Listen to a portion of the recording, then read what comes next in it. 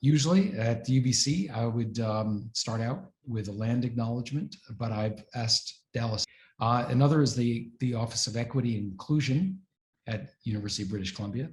And I also want to thank the provost office at UBC. So I'm hoping, I didn't ask Dallas this, Dallas Hunt, but I'm hoping he won't mind if I read a couple of stanzas from his poem in Creeland. It's a poem called Born Under the Punches in Billings, Montana. And to conclude the poem, he says, "Welcome to the White Literary Arts Festival. There's a swag bag in your hotel room addressed to you. Please find included a power bar, a poster, 2 candles, and a local review of your book, title misspelled. The worst image of you on the planet accompanying, and an ad to attend your event, Best Indigenous Artist. He's delighted to be here, we promise, even if it hurts." I read that because many in this, here in this part of this event are going to recognize this sense of alienation, right, of being on a territory that feels so alien, right? It's a feature of working in the contemporary university for many, right? Whether it's with the tagline "UBC so white," or whether we're talking about somebody else, we know that this space is, a space occupied by a discourse handed down from medieval European institutions, constructed in their image and their power, right? In the ideological limitations of colonial powers in the last few centuries. The contradiction in which we're finding ourselves is that, to solve the problems of the world and to educate students to become citizens of the world, to solve those very problems, we need to ask questions. We need to bring perspectives that only a very radically diverse professoriate and student body can ask and answer. But to do this is to hire people into institutions that are by nature, or by ignorance, or even by design, inhospitable and often unwelcoming, right? So from inception, the series was intended to provide community. It was intended to provide a personal and intellectual space of discovery, largely outside, and you have to excuse my presence here, that other institution we're talking about. It's an optimistic gesture that we hope, in which we, members of our community find community and voice and empowerment in places that have traditionally been, not that. So it's really a joy for me today to usher in a discussion about a memoir by Jenny Heijun Wills as a part of this series, the Ignite series. And I have a confession to make. This was going to be a very busy week for me. I'm doing merit for my faculty. We have 700 faculty members. And I realized, Saturday when I started to read Jenny's book, wasn't gonna have the time to read it. So I thought I'm just gonna skim the book. Sat down in my living room and 2 chapters in, I thought, I'm not skimming this book. This is a very, it was a gripping book. I thank you, Jenny, for her honesty, her generosity in bringing us along on her journey. It's a journey of discovering and gaining and losing family. It's a raw and sometimes even a brutal account. I can't imagine that everyone here who has read Older Sister Not Necessarily Related hasn't somehow re-examined their own family, their own sense of community, their racial dynamics, right? As we've gone along with her on this story. So I'm deeply grateful for Dallas Hunt to work with us, to be the interlocutor today in introducing Jenny and also in interviewing her and posing the questions from Dallas and from the community. We're so lucky to have Dallas here at the University of British Columbia. As you all know, you've probably read parts of his biography. He's Cree, he's from the Wapsiwipsi Swan Nation First Nation, Treaty 8 territory in Northern Alberta. And he's widely published in places like the Malahat Review, Arc Poetry, Canadian Literature, and the American Indian Culture and Research Journal. He had a children's book, Oasis in the World Famous Bannock, published by Highwater in 2018, and he was nominated for the Elizabeth Mrazek Cleaver Canadian Picture Book Award for the book from which I was reading a little earlier. And seriously, I hope you all get this, as well as Jenny's memoir, if you haven't read it already. And this is his book, Creeland. It's a book of poetry available from Nightwood Editions, and it's out now, available from a number of venues. So I want to turn it over to Dallas with my gratitude for his role in taking us through this adventure here today. Over to you, Dallas. Thanks, Gage. Just to echo a little bit of what Gage was speaking to, I'll just introduce myself, and then we can sort of get underway with the event here. So, Tansinita Temtek, Dallas Hunt Nitagasan, Nia Omenehia, like well, Wapasisipi Otinia. So, hi everyone, my name is Dallas Hunt. I'm Cree and a member of Swan River First Nation, which is in Treaty 8 territory in Northern Alberta. I also have some Brit Scots in my heritage as well as some sort of, I think, Dutch or something. I'm so happy to be here and to be able to have a chat with my colleague and friend, Dr. Jenny Heijun Wills. I'm a professor here at UBC in the English department, and it was so exhilarating to revisit this text. Before we begin, and recognizing the somewhat increasingly complicated nature of land acknowledgements, I would like to give thanks and emphasize that we are gathered today on the traditional, ancestral, and unceded territory of the Musqueam peoples, as well as in relation to the Squamish and Tsleil-Waututh First Nations in the area of Vancouver more broadly. The past several years, territorial acknowledgements have become commonplace in Canadian higher education contexts and other public and private institutions. These acknowledgements create the possibility for substantive considerations of what it means to be teaching, learning, researching, and living on Indigenous lands, but this is only the beginning rather than the end of the conversation. Métis scholar Chelsea Vowell asserts that, quote, moving beyond territorial acknowledgements means asking hard questions about what needs to be done once we're aware of Indigenous presence. It requires that we remain uncomfortable, and it means making concrete, disruptive change. Land acknowledgements, then, are preceded by relationships with vital, political, living Indigenous peoples and communities. To acknowledge the land and one's relation within it is to recognize and adhere to one's ongoing commitments to these same communities. Land acknowledgements are an articulation of relational obligation. They are more than a performative gesture, but rather an iterative commitment to the peoples, other than human kin, waterways, and relationships that sustain these lands. So having said all that, I'm so excited to be here in discussion with Heijun about her tender, devastating, beautiful memoir, Older Sister, Not Necessarily Related. Before that conversation, however, I believe Dr. Wills will read a bit from her memoir. So with that, take it away, Heijun. If you're here. Hi, Heijun.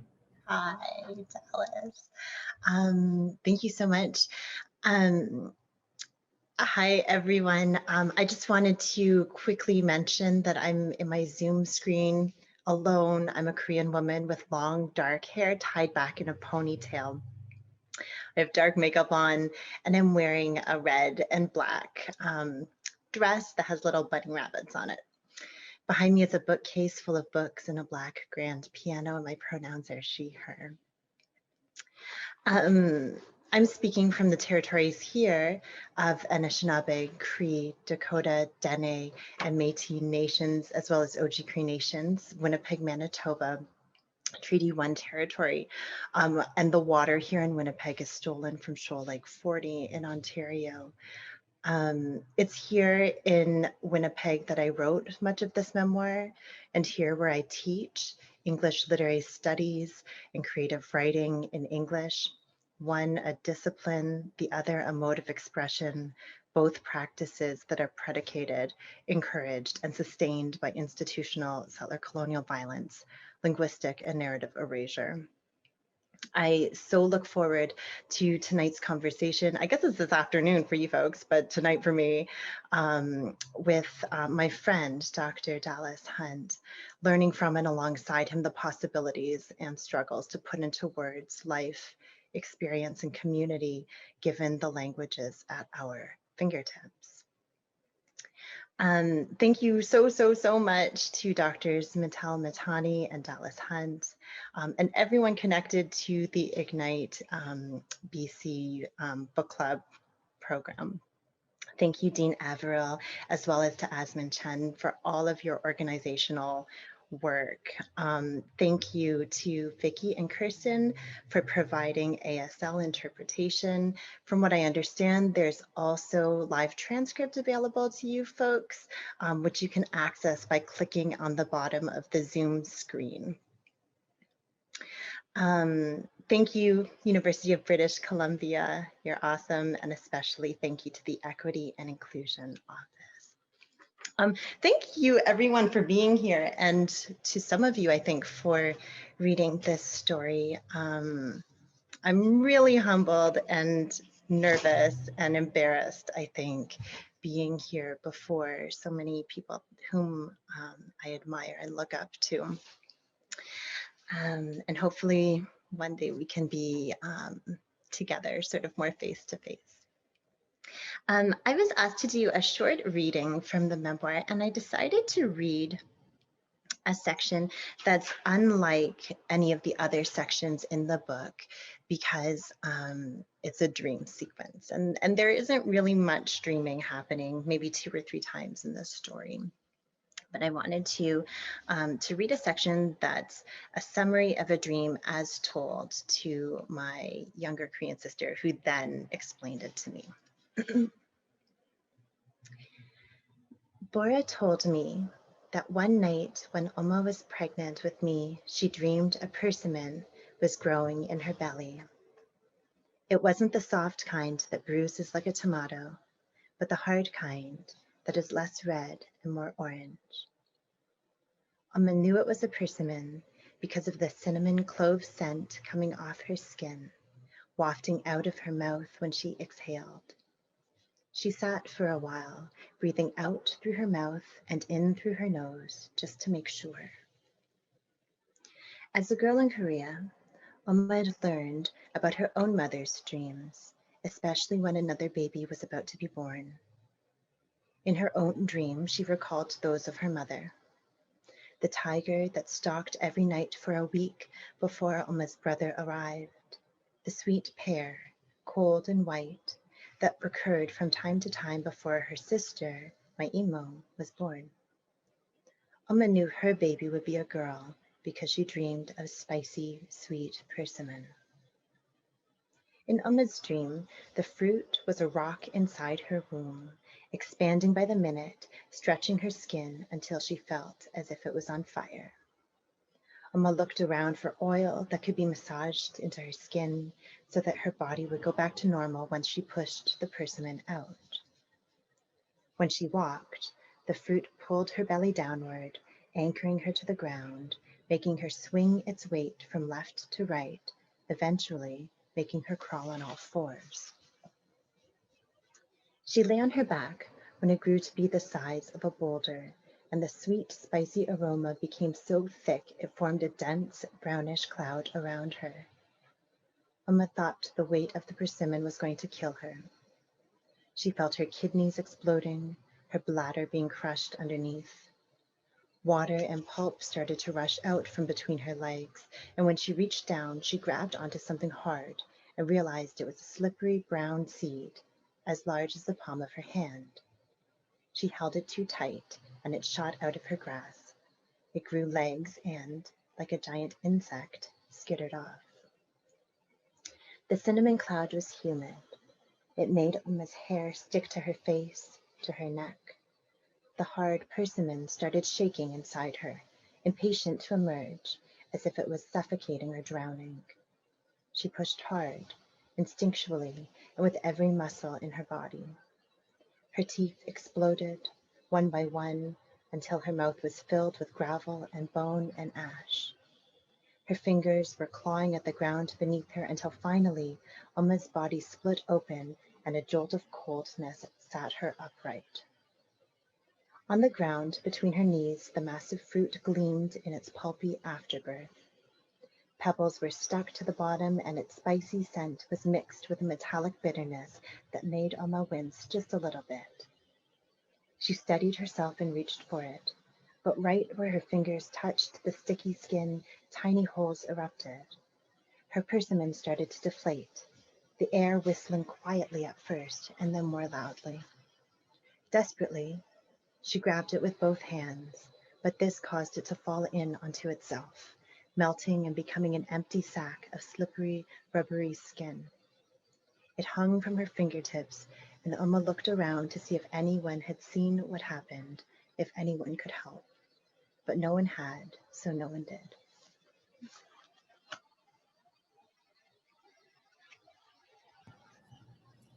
Thanks, Heijun. That was, incredibly moving, and I think is really sort of kind of microcosm of the entire text in general, which is this very sort of florid, sort of kind of, just incredibly beautiful descriptions of not only these sort of everyday life objects and interactions and experiences, but also how they sort of relate to these larger kind of, macro political or structural issues that you, I think, touch upon again and again in the text. And it's something that I really appreciated when I revisited your book this week. Before I launch into some questions that I sort of just shrewdly sort of jotted down or whatever, I just wanted to see if so that was the one particular reading you wanted to begin with, and is there anything else you want to read from the text, or are you ready for my barrage of Oh my gosh. Am I my able scrutiny? to my scrutinizing questions are waiting. You have me on the spot, Dallas. But it comes to mind that there's one other dream sequence in the story, but I'm not sure if that's something that you might have in mind for me to read. It's pretty short, better than the last. Maybe if you want, you can read it now, or we could close with it. Okay, sure. Okay. Why don't we close with it? That sounds great. I'm anxious to hear these questions. You know what? Some of them are going to be pretty, they're not at all scrutinizing. But yeah, so as I was rereading your text this week, I just had so many sort of things were sort of rekindling sort of things I thought about when I had read it before. The first question, I'm going to sort of, I think, switch between questions that are a little more broad and then ones that are really a bit more specific to the text. So if we need to do some contextualizing, I think we can do that, but hopefully that's an okay approach. But I'll start with a more general question here, which is, as I said, the memoir is beautiful and at times reads more like poetry than prose or sort of nonfiction prose. There's a sort of epistolary mode is used throughout as well in a way I found incredibly generative. So the letters that are, sort of that sort of appear at especially salient points in the text. And I was just wondering, in the initial stages of writing this memoir, how did you settle on genre? Did it come about organically, or did you purposely set out to write a memoir full of letters to people across great distances and these sort of poetic vignettes? Just how did genre come into being when you were sort of composing this this piece? Thank you so much. That's a really great place, I think, to start this conversation, because not only did this book come about by accident, but genre also sort of came about after the initial words were written. So I think you and I had spoken in the past about how I was meant to be writing a scholarly monograph at the time that I wrote this. And instead, these sort of memories emerged, and they came in the form of sort of reflective prose poems, I guess. And they started to look more like a text. But initially, I had been really intimidated by the idea of memoir and people knowing too much about me. I still am intimidated by that. That hasn't gone away. And so my solution at that time, this is back in 2016, I guess, was to collect those prose poems into a novel. and to imagine this as a fictional text with a more traditional narrative trajectory, less fragmented, without those sort of epistolary elements, as you mentioned. But when it came time to work with an editor to move the project along, it became clearer to me that this book was better suited as a memoir. Now, the epistolary elements weren't in the original sort of iteration or imagining of this work, but they were included after as a way to engage with some more complicated topics that once it became memoir, I didn't necessarily feel comfortable saying outright from my voice to this imagined reader. As I've discussed elsewhere in other sort of interviews, it became clear to me that memoir was mostly marketed towards a white woman readership, which made me also apprehensive in some ways, or it wasn't my expected audience at first. And so again, those letters to an imagined receiver, it's second person addressed to an older sister mostly, became sort of a way to cloak some of those difficult conversations, to talk about things that were political and maybe polemical, but in a way that wouldn't feel directed at a white woman reader, that the reader that made me a bit nervous, to be honest. And so by making it seem more like the reader was bearing witness to or given sort of access to these private conversations about things that do contain a lot of anger and grief and critique of different systems, it was a way for me to like dodge, I guess, some of that discourse of accountability in some ways. So cowardice is why. Sorry. In short, cowardice. Yeah. Yes, exactly. No, yeah, I think strategically as a mode of writing, I think it works. It's incredibly effective in the sense that yeah, you really, when you're writing to your sister, and really there's something about that sort of distance that allows you, you know, not exactly free range, but a way in which you can really speak to what, you know, the vignettes that have preceded those sorts of the letters have been sort of gesturing towards, or actually it just makes quite direct or explicit those, and it doesn't, as you're saying, interpolate a particular kind of readership that oh, I hope this chat doesn't become super polemical really quickly, but I thought that would come in, especially towards the end, but we can start off spicy if we'd like. But I think there is a way that a way in which there is a sort of appetite for particular narratives, right? Whether you are, you know, an Indigenous author, a Black author, Asian Canadian, Asian American, etc. And there's sort of palatability there that at times it feels as though you have to cater to. This was one that I wrote down, but I'm sort of wondering, how did you sort of navigate that? Was it that epistolary form that allowed you to be really to get, you know, that stuff, I guess, off your chest in a way that wasn't, you know, hey, white woman readership, like, have it, you know, or have it this, like how did you navigate the way in which you would be, you know, quote unquote, consumed, I guess, in a way? Yeah, you know, this is a really helpful way that you phrase it, because I think on the one hand, what you're gesturing to is the ways that sort of a mainstream white readership wants to see BIPOC suffering on the page, on the stage, on the screen, etc. Right? But the other way, the sort of liberal sentimentalist white reader wants to be educated by marginalized speakers, at the very least, including in creative nonfiction or life writing. And and maybe you're right. Maybe the epistolary becomes a way to articulate some of those things that are important lessons, but without centering the white student or recipient of that information.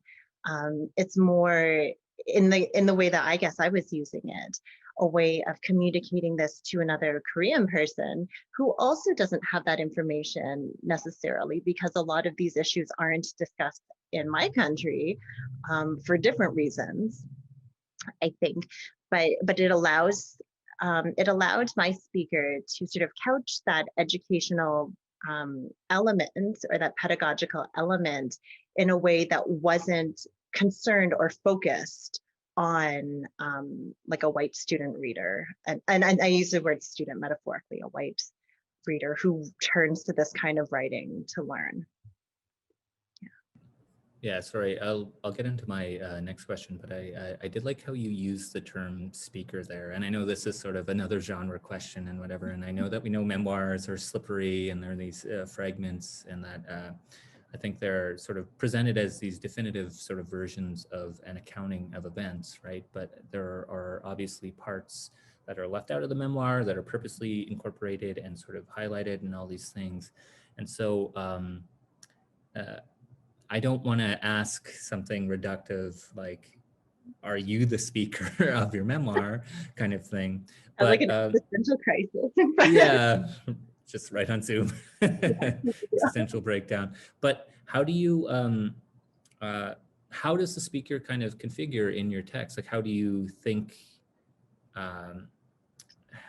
yeah, I guess that's a very broad and general question, but I just, I thought it incredibly interesting when you use that term, the speaker. You know what I mean? You know, that's a stressful question for me to ask, because I feel like it's going to reveal, like, expose behind the curtain a little bit too much. But this is a very curated and imagined speaker. Obviously, I don't go around thinking in life in these ways necessarily, or speaking in these ways. But the speaker that I wanted to present had the same experiences as I do, but she reflects on them in a much more sort of, at times, wanting to be poetical, and at times wanting to be quite distilled and distant and shut off.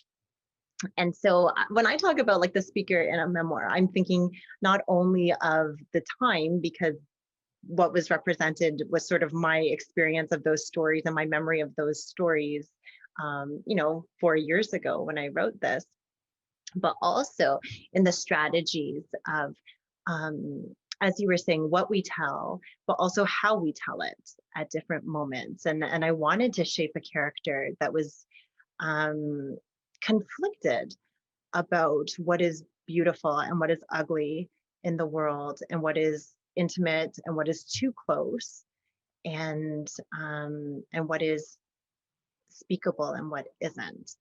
And so I hope she comes off as confused and inconsistent, because that's how I feel often.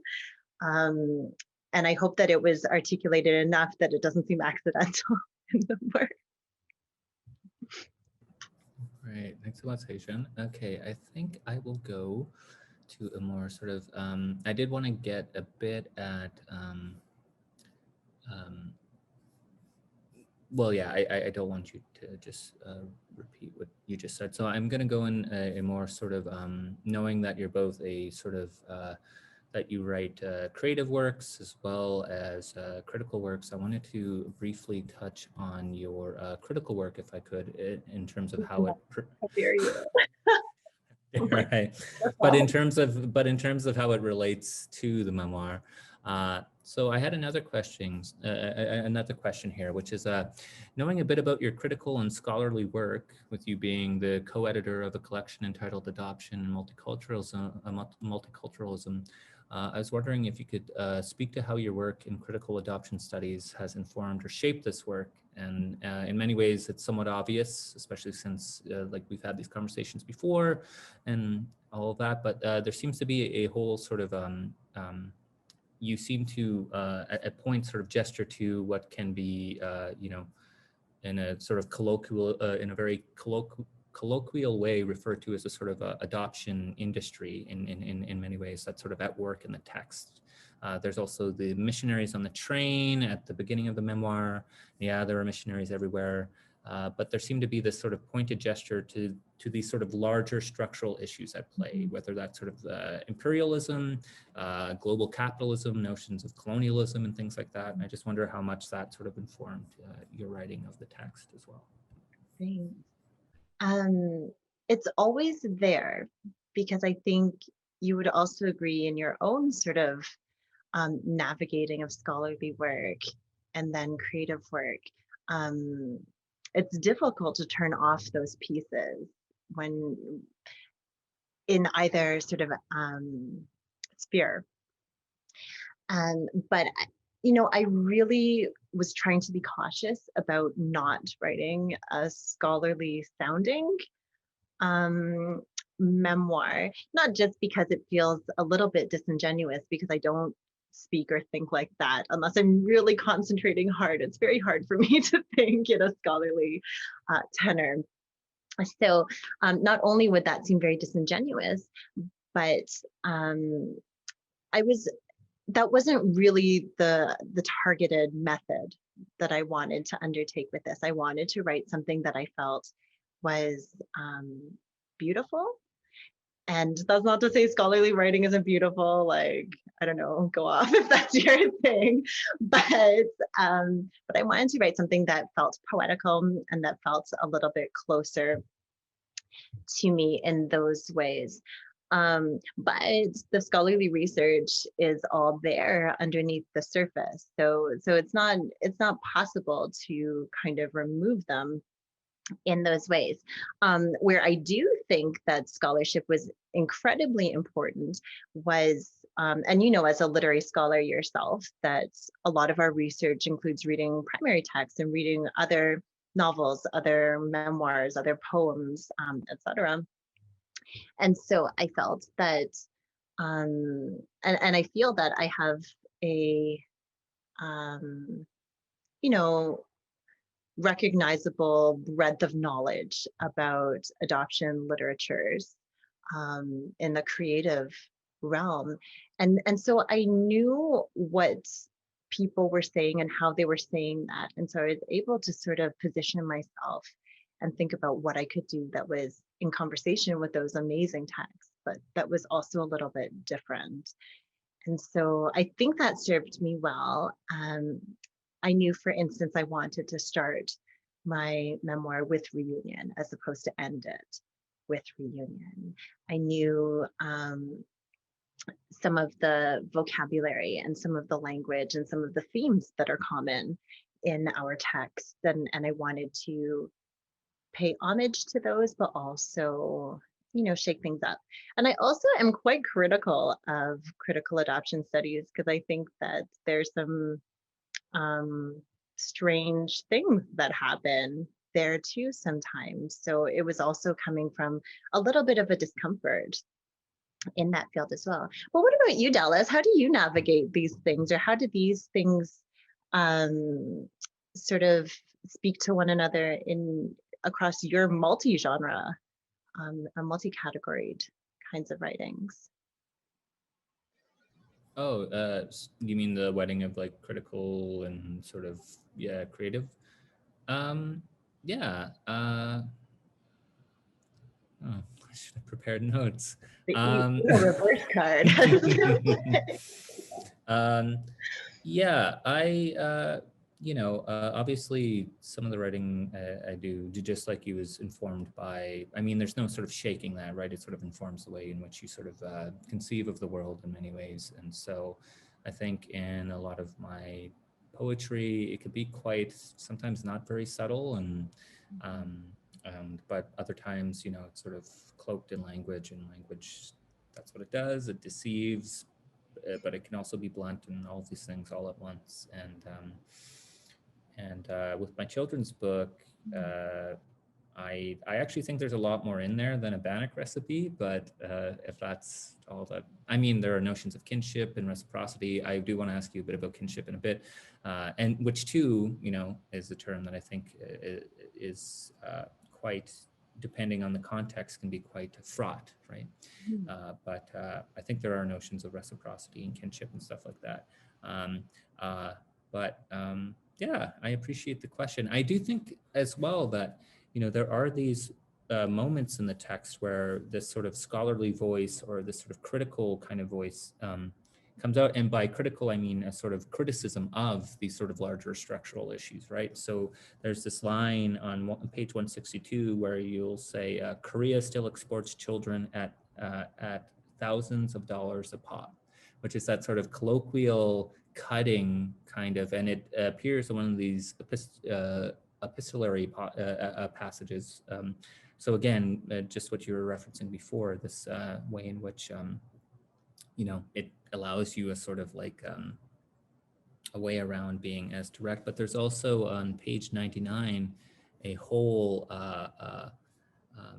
and I just have the paper back here, but it's a page where, you know, they call people like me, people like us damaged. They witness us handing over our DNA to private companies that boast vast databases and so offer a slim possibility of making connections between biological kin. And the way in which, yeah, it's very evident your sort of, your whole critical and scholarly and just sort of, you know, all of the other work that you do sort of comes out in these sort of creative passages. So I just wanted to sort of touch on that a bit, because I think, yeah, I mean, I've learned a lot about the politics of adoption, not only through you personally, but through this text as well. And I think that it's, yeah, there are some really sort of great passages here that make things quite clear. Yeah, thank you. It's interesting that you draw attention to those two exact passages. You know, because in the case of the latter, that is one of the rare moments that I gesture to adoption studies scholars and how they write about us, and how, you know, in every adoption community, like online group that I'm a part of, eventually some scholar is going to come knocking at the door and ask people to do a survey or ask people to give their sort of life stories over. And so, so it's funny that you drew attention to that one. And then this other long sort of passage, I feel is the most research heavy section of the entire book, the one that gestures to the Civil War in Korea. And I recently did a presentation for the Writers Union where I sort of pulled apart this entire passage. It's only about a page long, that one. And sort of line by line outlined the sort of historical contextualization I was trying to do, like all of the small pieces, because in that presentation, I was trying to talk about how memoir or life experience writing is often sort of pushed aside as non-fact-based, non-research-based, you know, uninformed or just impressionistic or whatnot. And that's not to say that impressionistic writing is like just or whatever. But I wanted to draw attention to that one because it was so important to have all of those facts, because this is also the only section that's about specifically an adoptee who isn't me. And it's about a serious political situation, which is the deportation of so-called undocumented transnational adoptees. And I wanted to have that very serious moment with a lot of research heavy elements, but in a way that was presented again as the epistolary, but also with a particular tone. So that like small line that you mentioned, what precedes it is blah, blah, blah. So people don't have to interact with the people who'd rather forget that 70 years after the fighting has stopped, Korea still exports children at thousands of dollars a pop. So I wanted to have that sort of playful, glib rhyme scheme in there as well, as kind of an ironic piece to how little is considered of the very serious and devastating antecedents to some of these kinships. Oh, that sounded like such a school answer too. Well, yeah, sorry. Yeah, being a scholar, I'm gonna dig into that stuff. But I do have some questions that are a little more let me get to them, and then I'm gonna throw another scholarly question your way. Oh no. Okay. I guess generally, I just wanted to ask, which one do it? Well, I've been in the habit recently of reading a bunch of memoirs, and so Jordan Abel just released one. Billy Ray Belcourt also released a memoir recently, and your beautiful memoir here. And I was just sort of wondering generally, who were some of your interlocutors when you wrote this book, and whose work sort of inspires you more generally? Yeah. I don't read very much memoir, actually, and I don't read a lot of nonfiction, or I didn't before. I do more now, since I'm teaching a lot of creative nonfiction at this school. Some memoirists that I'm really interested in right now, I'm reading Meredith Toulouson's memoir, Fairest. I think she's from New York. She's an American writer, regardless. That's really beautiful. I loved The Yellow House, Chanel Miller. They're just, these are all Americans I realize I'm mentioning. I think I'm going to get canceled up here. But of course, Jordan Abel's memoir that I just read this week. Also, I love those kinds of things. But when I was writing this story, I was thinking a lot of fiction and poetry writers, particularly adoptees. I was thinking about Jennifer Kwan Dobbs, who's an Korean adoptee poet from the Minnesota area now, who has written several award-winning books about adoption, also not about adoption, but is maybe one of the most devastatingly beautiful thinkers about our experiences. I was heavily inspired by Kim Thuy. I think is probably not very subtle in this book. I'm a huge fan of that writing. I was reading writers like Chang-Rae Lee, of course, David Cheriandy, who mentored me on this book. Just writers of color who write in beautiful ways. I think those are the people who inspire me.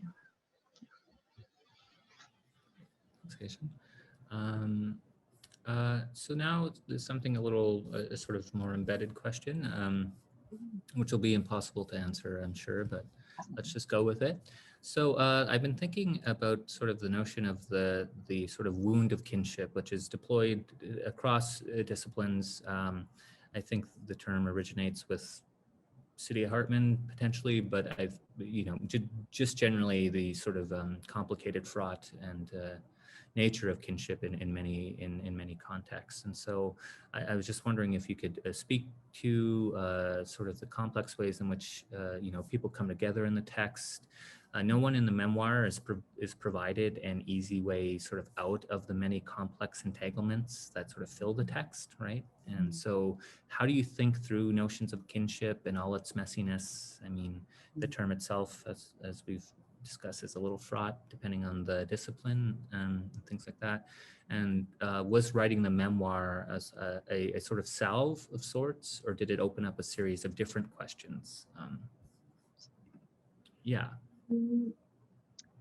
Here's the existential breakdown that's going to happen in this webinar. I often discuss the ways that I feel suspicious of kinship formations, which is probably predictable. It probably sounds like angsty and predictable coming from someone like me. But I think the way kinship was always presented to me was contradictory and paradoxical. And I was able to see that from a very young age, that in my Canadian family, kinship was something that was presented as unbreakable, the most important thing. You and I have discussed, Alice, the way kinship is like this form of nationalism that tells us who belongs and who doesn't from the earliest age. It's a way of organizing ourselves through belonging and exclusion, frankly, of sort of um, consistent loyalty, unquestioned loyalty. There are so many sort of nefarious, I think, elements or lessons taught through a kinship model. And I was taught that, and maybe this is a condition of adoptive parents at that time with very little educational and social support to know how to discuss feelings of belonging. I was taught that that family unit was the most important thing, and it was something that could be trusted and relied upon forever and ever, because that's what family is. But obviously, from a very, very young age, the holes in that logic became very clear, because in order for that family to exist, like, another family had to be revealed as breakable, as not solid. That family wasn't actually something that was the strongest thing in the history of existence. And so I guess I've always been a little bit dubious of those kinds of social structures. I've always been suspicious of structures that tell you to whom your loyalties must be unconditionally sort of given. And I also think a lot about the privilege of kinship and the ability to articulate kinship in a way that's recognized by mainstream systems, that's acknowledged. And I know that kinship is used as a weapon, particularly in communities of color and immigrant communities. So Yeah, I think at some point, unfortunately, I didn't mark it down, but you actually use you use weapon as a verb. You say something is sort of weaponized as a way to sort of I think it's made to make you feel a particular way. I wish I marked it down, but yeah, no, I really appreciate that response, and I think what it also highlights too is the way throughout the text, that there are the speaker at least has these sort of intense or sometimes um, you know at times it feels as though there is a sort of palpable anger at uh, uh, at particular characters in the text, but there also is a deep abiding sort of uh, attachment, we can call it love, all of these different descriptors that we try to use to sort of articulate, but which always fail to sort of get at what these relationships actually look like, right? And they really, I think they are these sort of, one thing I really appreciated about the memoir is it's completely that entanglement is there on the surface, and the sort of complexity that's accorded to everyone, including the speaker. There are times where I find the speakers, the way in which they'll talk about a particular person in the text as pathetic or something, I found to be quite jarring, but in a way that was, I thought, even the speaker themselves is not completely, is not being let off the hook here, right? And we're just getting a sort of influx of different affective modes and sort of different thoughts and thoughts about particular issues in the text that, yeah, I just found it, I really appreciated it. It's not as though the people in the text are characters, although, they are sketches of real people and things like that. But I really appreciated how the speaker of the text accorded that complexity to a variety of different characters. They're even, I mean, yeah. So I mean, I could go in more depth about that, about particular, but maybe that will come up in the Q&A, because I'm realizing I only have about 8 more minutes here. So, Heijun, I can ask you a very broad, sort of general question, or I can ask you another question that's a little more specific to the text itself. Which would you prefer? Whatever, you know, is most comfortable to you. But I think even what you were just discussing just brings up such exciting ideas to my head. And the ways, I guess, because first of all, you're right. I think that no one is necessarily automatically redeemable in a story, like in real life, I guess. I feel maybe I'm a cynic, but what I really appreciated about what you had said, that no one has said to me, or no one's had the courage to, maybe it's because we're good friends that you have the audacity to say it, is that the speaker is quite unreliable in times. Like, she's angry, which doesn't make someone unreliable. Let's not be confused there. But she doesn't remember everything. She can't understand everything. But also, she's quite reduced in her approach to thinking about a lot of things, and she's quite flawed and mistaken in a lot of her assumptions about people, and judgmental about the way she engages with some people. And so I really appreciated that, because it's an odd thing to have an unreliable narrator in a memoir, because one wants the reader to be with you, and obviously to believe you, and to want to be there with you. But also, no one's trying to have like too perfect a narrator that is unreliable or disingenuous, or like you know, farcical almost in their goodness. So I appreciate that. It makes me feel like I'm a better writer than I think I am when you say things like that. No, I found it incredibly refreshing, actually. And it in a way, it sort of makes a kind of logical sense, right? So it's not only the presentation of a variety of complex relations and relationships across vast distances, right? Like Ontario, Winnipeg, Korea, or South Korea, all of these different, you know, complex transnational relationships across space and all these things.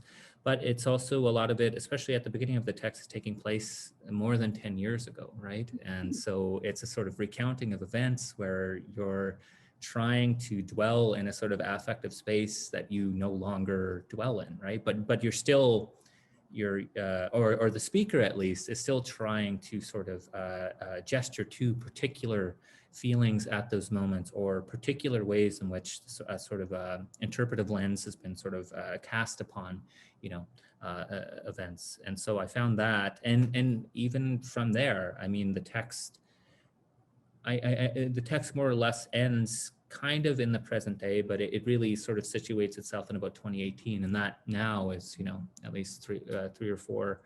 I don't know what year it is, because the pandemic is. No, I don't want to hear any more of where this is going.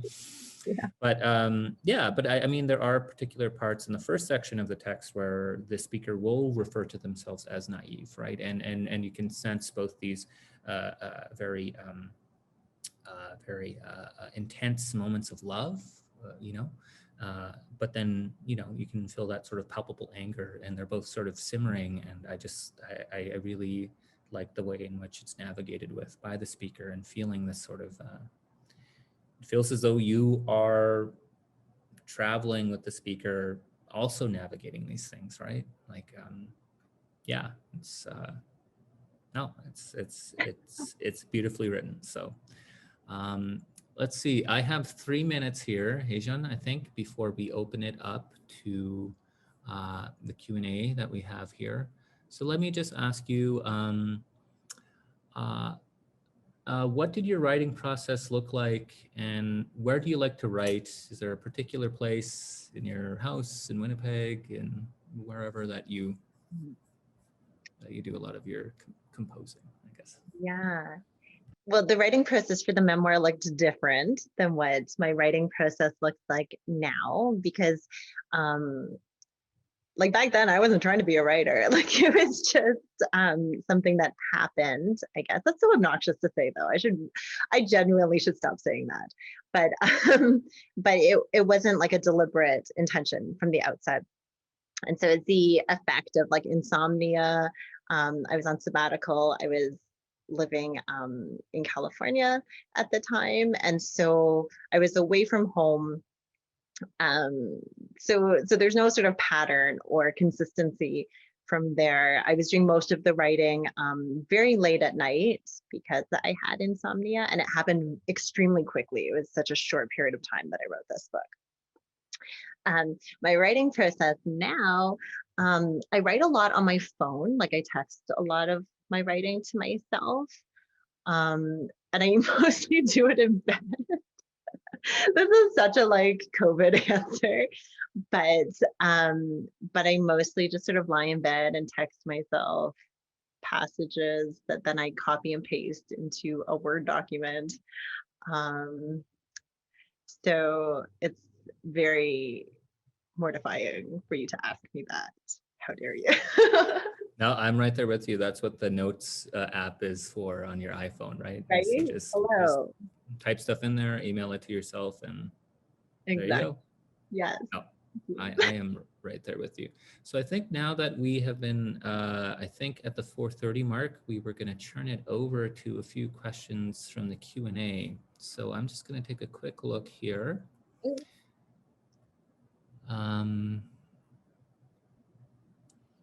Okay.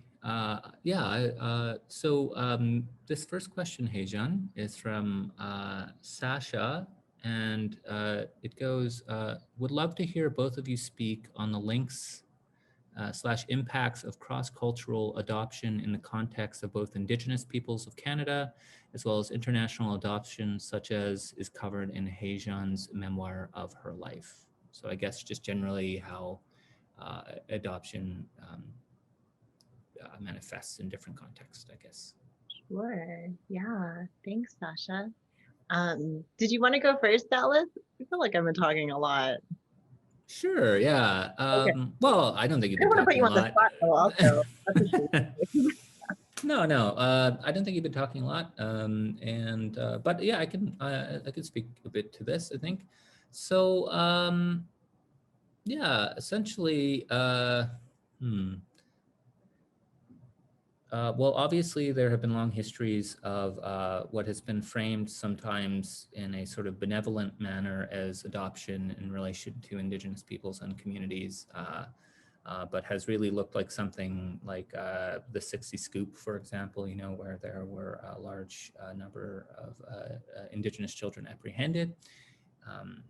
And, you know, there are multiple different ways in which you know, it's a fraught and complicated process, adoption, and I think how it's framed specifically is kind of, and I'm not an expert on this like Heijun is, but I just from the reading that I've done is, you know, if you live in the prairies, for instance, there still exists, you know, things like birth alerts and stuff like that, and so we can get into the history of that, but I don't want to take up too much time. But essentially, you might see videos of Indigenous mothers having recently given birth, and then their children sort of, you know, pried or almost in many ways ripped from their hands. Sorry, I should have given a content warning before this.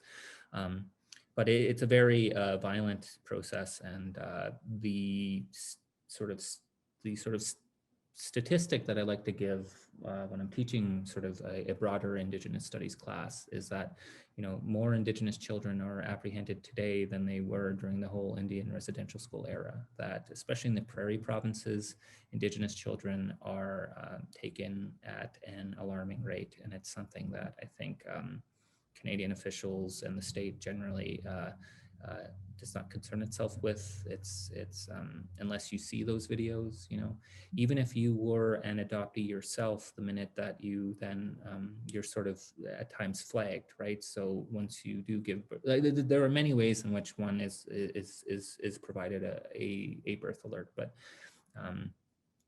Indigenous children, in many ways, that's the history of Canada, is the apprehension of Indigenous children, which radically disrupts the ways in which we relate with one another, and it radically affects our communities in devastating ways. So Yeah. that's more or less what I'd say. I think one of the things that's so important that I'm hearing from what you're saying, Dallas, is about reproductive justice. And I think it's incredibly important in our conversations, especially for white feminists who do a lot in their classes, in their writing, often talking about reproductive justice, to also think about justice and the rights to parent one's own children, and how systems are set up to villainize or dismiss or condescend kinship expressions that don't sustain a grander narrative of settler colonial white supremacist violence.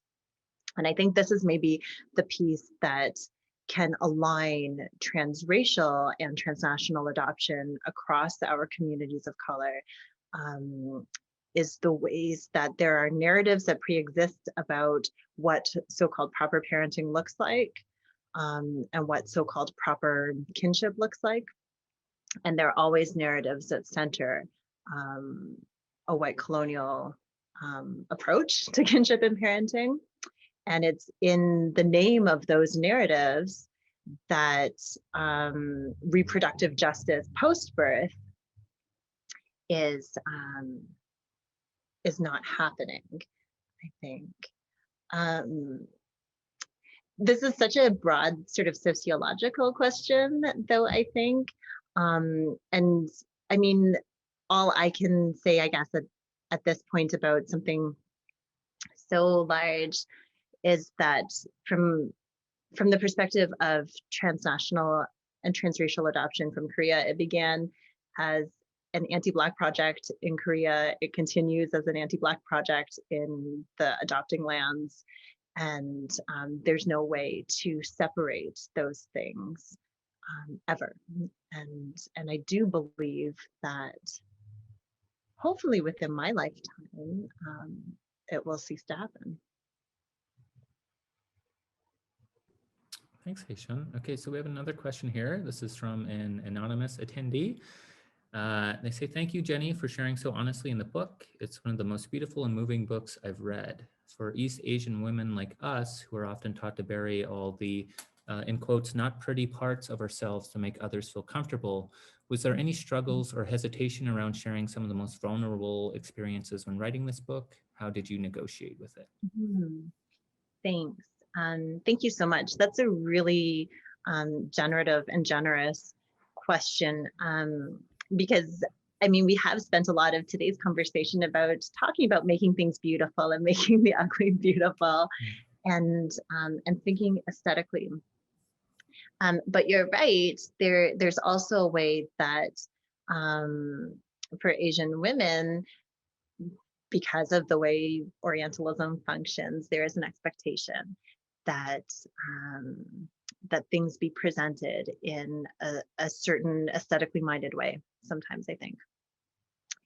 And so one of the ways I was hoping to resist that was with very direct and plain vocabulary at times, with swears and with sort of bold-faced representations, I guess. The most difficult things that I felt cautious about representing were about harm from within community And I'd also like to provide a content warning for what's to follow in this conversation. But physical, sexual harm, emotional harm, that from my context, I witnessed and experienced Korean adoptees enacting upon one another.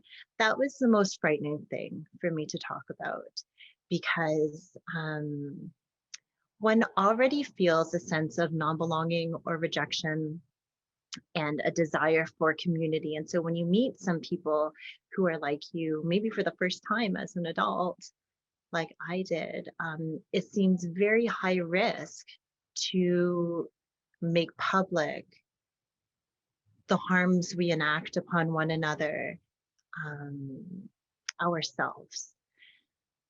And so that was the most frightening part for me, to portray what I felt was like the ugliest part, because I think that in adoption studies often, or in adoption texts, there's an impulse to only view ourselves as recipients of painful experiences and not the arbiters and the enactors of violent experiences.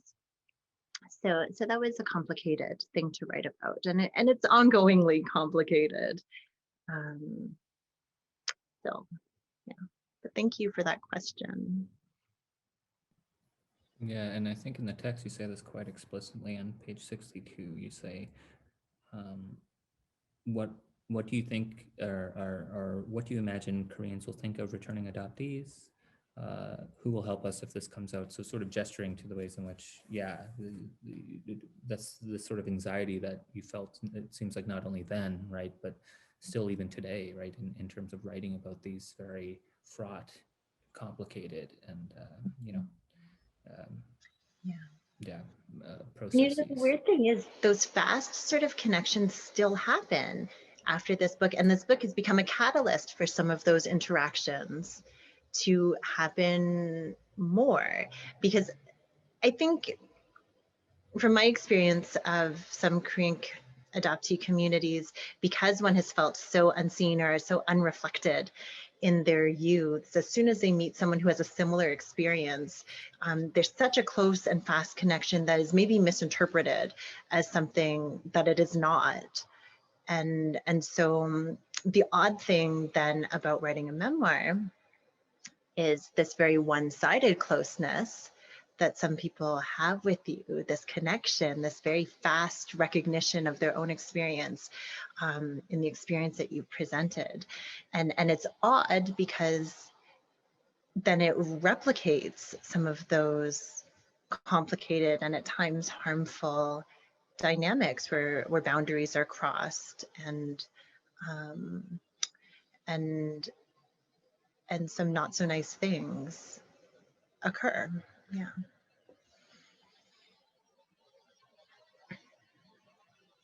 Oops, I think you're still on mute. Sorry, I was muted. Yeah, my bad.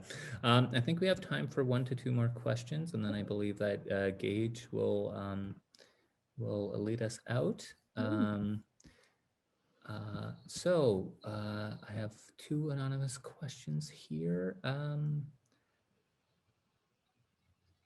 Anonymous attendee writes, so much in the book / the experience that is so fascinating and complex at the same time, or there's so much in the book that is fascinating and complex at the same time. How would you define home, in quotation marks, or belonging now?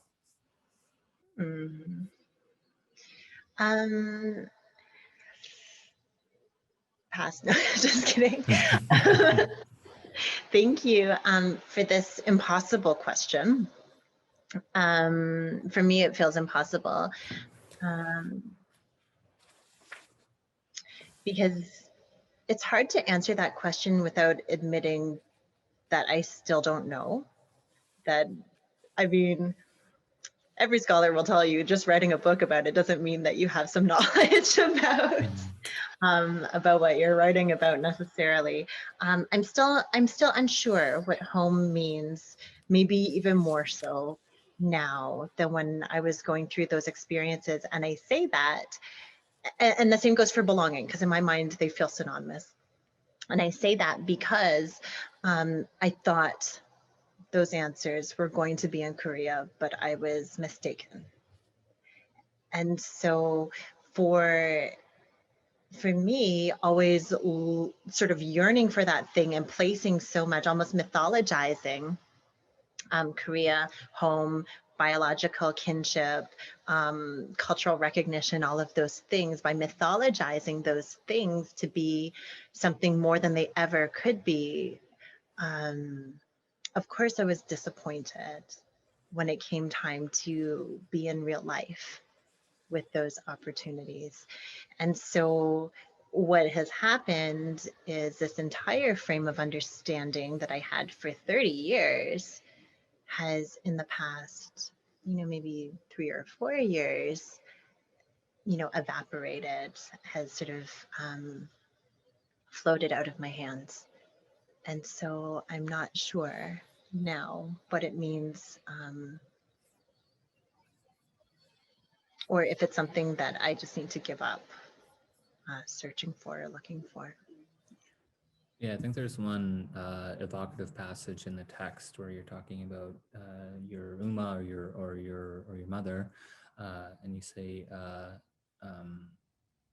because there's no Korea for me without her, without Uma, and by that I mean I could not return unless I knew I had people there who wanted me.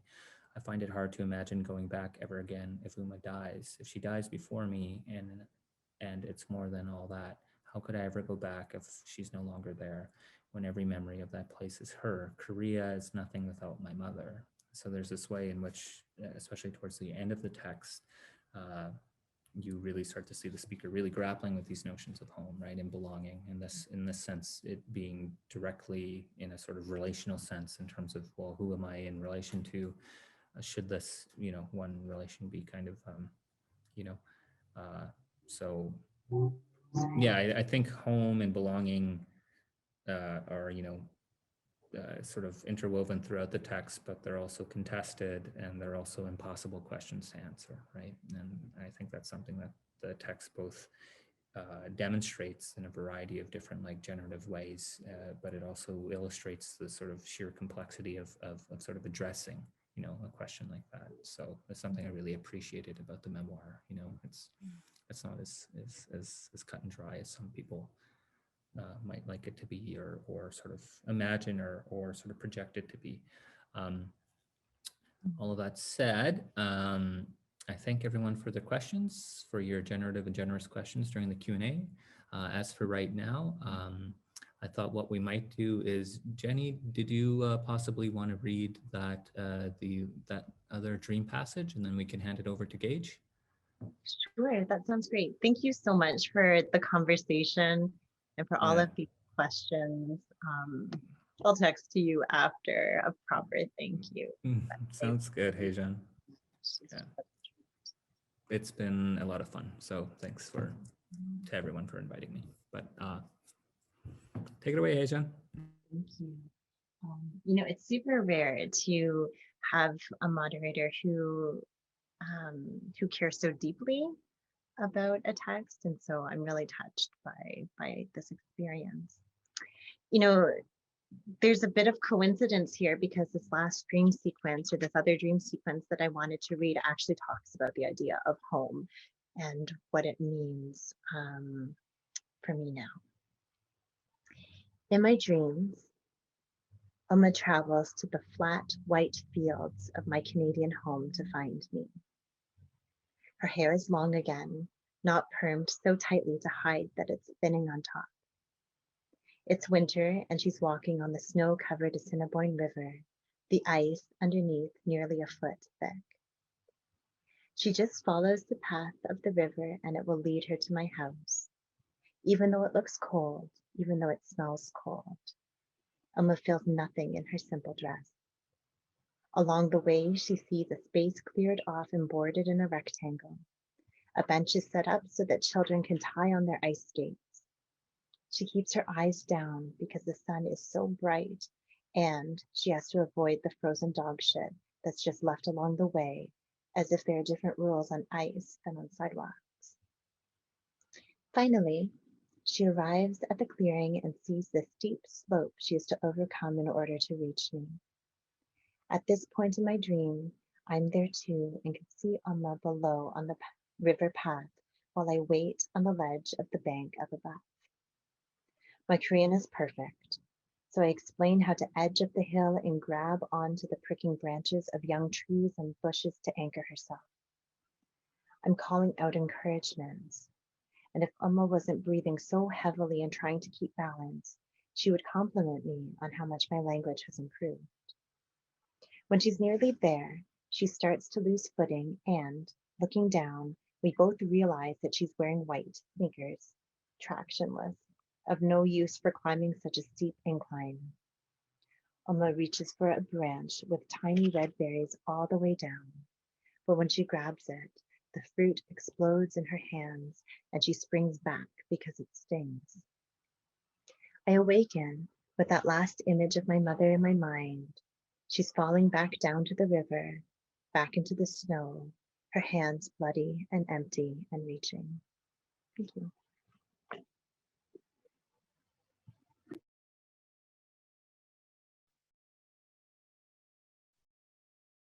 Thank you, Jenny, Heijun. You know, when Minel suggested that I wrap up the session, I don't think I had in mind the difficulty of following you in Dallas.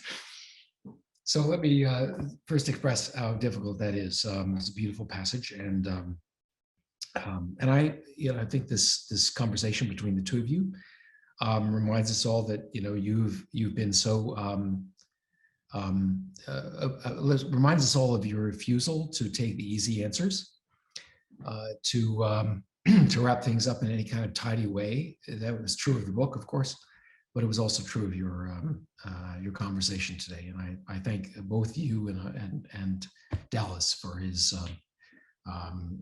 wonderful questions. And it was just great to have a pre-existing friendship between the two of you to build this on, right? And that's evident in the conversation we're hearing and that we're all a part of today. I have to say you said at one point in the book, and I just opened it to this because I was reminding about this. You were talking to your niece near the end of this book, and you say, "No more stories about sorrow and poverty. Stories always show Korea is an unsuitable place to raise children. I'm watching you because you helped me unknow that story." And it points to the fact that when we try to know things better, we also have to unknow. Right? We have to deconstruct the things we've inherited, the things we've listened to, that we've somehow come to assume is true. So thank you for that realization, that honesty, and for your time today. Just to remind everyone who hasn't written a memoir, which is probably most of us, when you write a book like this, right? You live this, and you live it intensely and emotionally in the period in which you're writing. Then you package it, you send it to a publishing house, and maybe they say yes, and they edit it for a year or two, and then it comes out, and then you want a speaking tour, and you relive this stuff, and then after that, there are events like this that bring you back and ask you to revisit your narrative with us. And I think that's a lot of emotional work. And I thank you for doing that with us in a way that doesn't sound at all glib or doesn't sound at all superficial. So I really appreciate that. I just want to thank everybody for attending today, because you all are as much a part of this as our author and our interviewer. I want to thank a couple of people again, Minel Matani for doing for putting this series together. Asmin Shen, who was our behind the scenes wizard, made everything happen. I think she was called tireless, but brilliant. Thank you for doing this. Our sponsors, Provost Office, Faculty of Arts, Office of Equity and Inclusion at UBC, and for Dallas, again, his role. So as a reminder to everyone, there's another event we have one more of these this year. It's going to be with my friend Aisha Chowdhury and David Chariandy interviewing Aisha in conversation about Aisha's new book, The Color of God. And I have to say that Aisha was generous enough to share an early draft of a few chapters with me back a year or so ago. I think it's a transformative book. I think you'll all really enjoy reading it. I hope you will all be back for that. So that's on June 30th. And again, thank you all for taking part today. Great to see you. I mean, and I'm just hoping we have the chance to connect in person, human being to human being in the time ahead. Cheers. Be safe.